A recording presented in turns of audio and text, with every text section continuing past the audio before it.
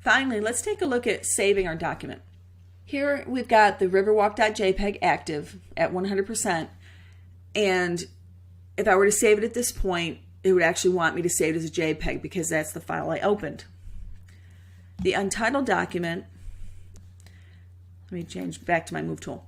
The untitled document doesn't have a file extension yet, so that one will actually force me to save it as something else, but both of these options are available in both documents. Let's go ahead and choose File, and you'll see that you have the Save for Web and you have the Save As, or the Save. Remember, like in every program, if you choose Save at this point, Save will automatically open the Save As dialog box. Let's start with Save for Web. The Save for Web dialog box opens, and in this window we can actually see the various file formats we can save when saving for the web that are pretty standard and all computers can read. And it gives us a little preview window to let us know what the document would look like if we were to save it as that file format. So by default, when you choose Save for Web, it automatically goes to the GIF file format. And you'll see that we've lost some quality in the image, particularly around the brightly colored umbrellas. And at the bottom of our window, right below the preview, you'll see it says it's a GIF file format, and it shows us the speed at which it would take to actually load this file.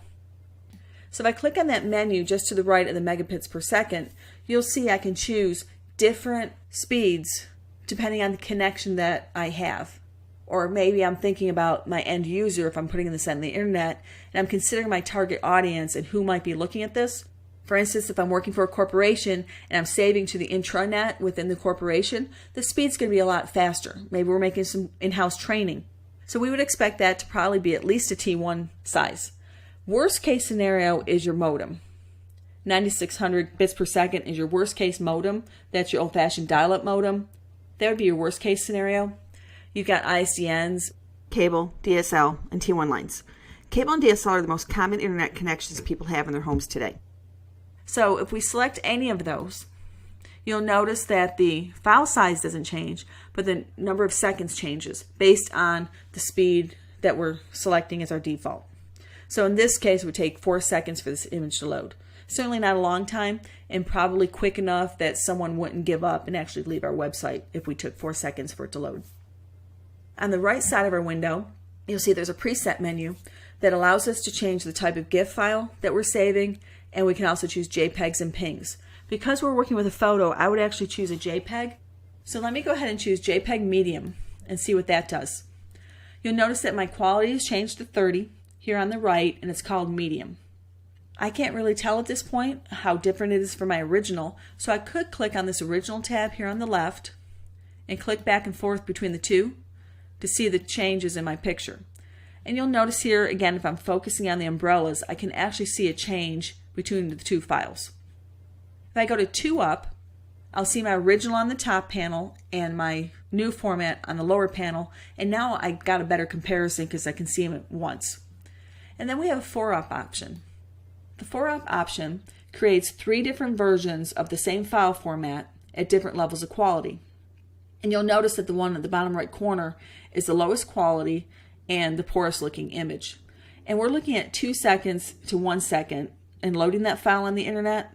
So certainly it would not be a good idea to change it to the 7 quality to get the smaller file size when you're not really gaining that much time and speed for the load time.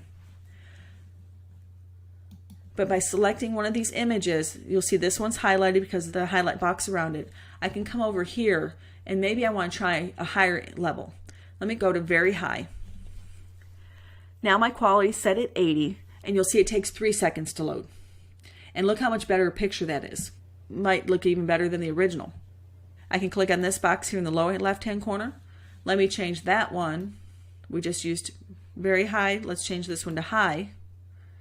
And you'll see our file size is almost half of what it is on the very high. And now we're down to 2 seconds from 3 seconds. And you can start to see the quality of the image disintegrate. So again, you need to consider how fast it's going to take to load and whether or not losing that quality is worth it based on the load time. In this case, probably not, because it's only 3 seconds to take to load the high-level image, and that's at a lower speed. Okay, that's your Save for Web dialog box. Again, if you're saving something, you know your end user or you know your file is going to be used on the internet, this is where you want to go when you're saving it. This window will actually help you choose the quality of your image, help you preview the speed of the load time, and make some really good decisions. Let's go ahead and click cancel because we're not going to save it. And let's go to File, Save As. In the Format menu, you'll see the list of file formats that Photoshop can save to. Again, it's quite substantial, similar to the one we saw for the opening or the place. And the Photoshop file format again is PSD. This will preserve your Photoshop document with everything that you've done to it, so it can always come back and be edited. Once you save it to a JPEG, it's going to collapse all your layers and rasterize your image so that you can't edit it. You'll be committed to your change. I find it's always a good idea to keep your document as a backup in the Photoshop file format and then also save one in the file format the way you're going to use it. So you see we can save as JPEGs. We can also save as a variety of Photoshop files which are used with print shops. So if you're going through a commercial printer, they'll tell you what file format they want. We see Photoshop EPSs and we see Photoshop RAWs. And at the bottom we also see TIFFs. TIFF is another way that a document can be saved, preserving the layers. And that's much more universal between applications. So if you're working with a colleague or someone else who's going to be sharing a file with you and you want to keep your layers intact and they don't have Photoshop, they're using another program, saving it as a TIFF will allow you to do that. Again, we're not going to save this. We're just going to click cancel. And that's it for this section. I think we're ready to move on to actually starting to work with our documents.